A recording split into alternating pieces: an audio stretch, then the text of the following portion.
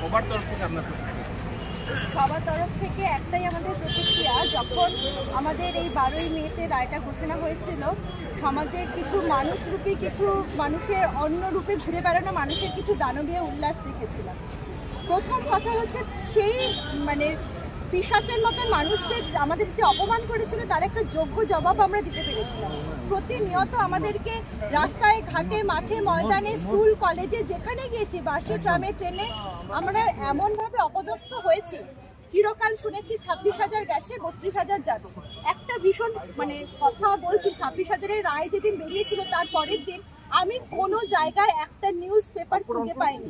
মানুষ এমনভাবে হয় না যে লোলুপের মতন দৃষ্টিতে তাকিয়ে আছে কখন ওই কিছু মানুষের চাকরি গেছে সেই সংবাদটা উপভোগ করবে, দাঁড়িয়ে দাঁড়িয়ে উপভোগ করবে। একটা নিউজ পেপার আমি পাইনি। সকাল 7টার মধ্যে সমস্ত নিউজ পেপার শেষ হয়ে গিয়েছিল, প্রত্যেকটা নিউজ পেপার।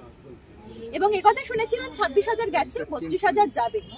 সবাই অপেক্ষা করছিল 32,000 গেলে এখানকার একটা উন্মত্ত দৃষ্টি আপনারা দেখতে পেতেন, সকলেই, আমরাও দেখতে পেতাম।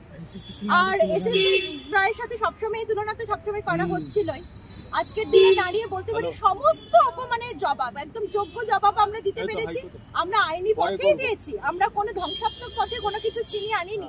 দীর্ঘ 2.5 বছরেরও বেশি সময় ধরে আইনি পথেই আমরা লড়াই করেছি।